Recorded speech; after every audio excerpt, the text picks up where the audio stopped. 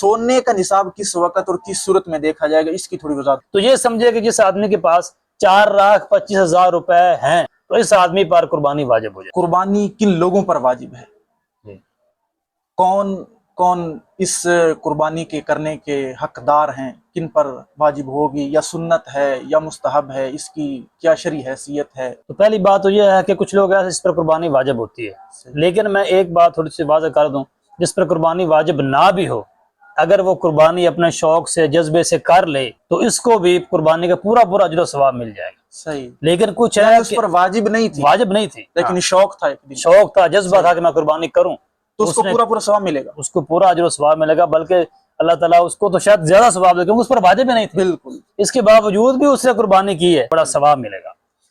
और कुर्बानी जिस पर वाजिब है वो कुछ मखसूस अफराद है, हर बंदे पर वो वाजिब नहीं है। वाजिब है, मखसूस अफराद का पता कैसे चलेगा? जी, बड़ी अच्छी बात है जी, आपने अच्छा सवाल किया। तो मखसूस अफराद कैसे पता चलेगा कि जिनके पास निसाब के बराबर पैसे हैं, माल है, सही, निसाब, एक निसाब उसके पास मौजूद है कुर्बानी के दिनों में, तो इस पर कुर्बानी वाजिब हो जाएगी। मौलाना आप बात कर रहे हैं निसाब की, तो ये निसाब आम आदमी तो नहीं समझेगा कि निसाब क्या चीज है। जी जी, तो इस निसाब की थोड़ी सी वजाहत करें ताकि हर आदमी समझ ले कि निसाब क्या चीज है और किस आदमी के पास कितना निसाब हो तो उस पर कुर्बानी वाजिब होगी। अच्छा सवाल किया। तो शरीयत ने जो निसाब बनाया है वो सोने और चांदी का बनाया है। सही।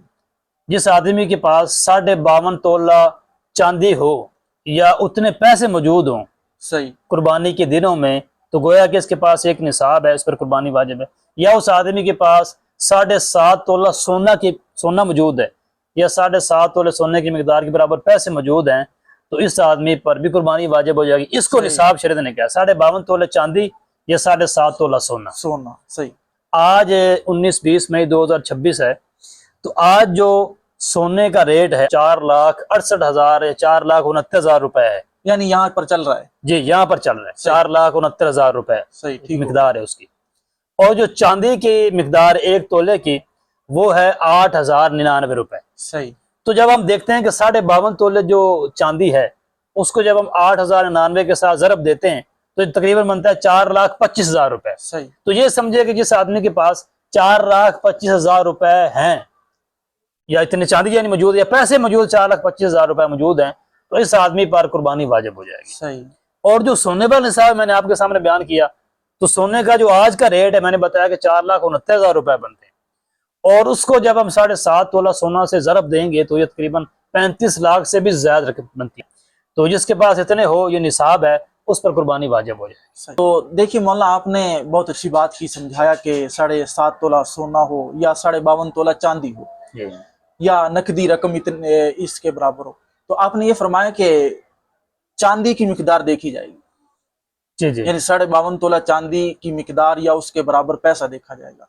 तो सवाल ये है कि अगर किसी के पास चांदी नहीं है, बिल्कुल ही ना हो या कुछ हो, थोड़ी हो, 52 तोला ना, उससे कम हो जी, और नकदी पैसे भी इतने ना हो, उसके पास सोना हो और वो भी 1 तोला हो या 2 तोला, जी जी, तो इस सूरत में वो क्या करेगा? इस सोने की कीमत को चांदी के साथ मिलाएगा या सोने की मिकदार देखेगा कि 7.5 तोला सोने के बराबर कीमत हो जाए, फिर कुर्बानी वाजिब होगी? इस सूरत में क्या?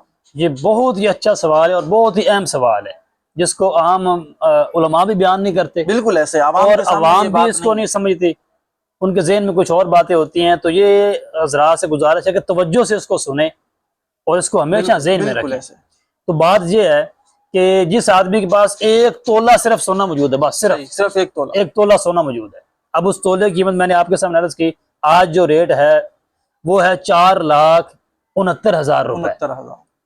अब इसके पास 1 तोला सोना मौजूद है, अगर उसके पास थोड़ी सी भी चांदी है, एक ये मतलब है कि मिसाल है कि 1 तोला ही चांदी है, 1 तोला या आधा तोला जितनी भी है, या उसके पास थोड़े से पैसे घर में मौजूद हैं 5,000, 10,000, 10-20,000, इसको भी इसके साथ मिलाकर तो चांदी की जो मिकदार है 52.5 तोले पैसे जो हैं उतनी बनाई जाएगी। सही।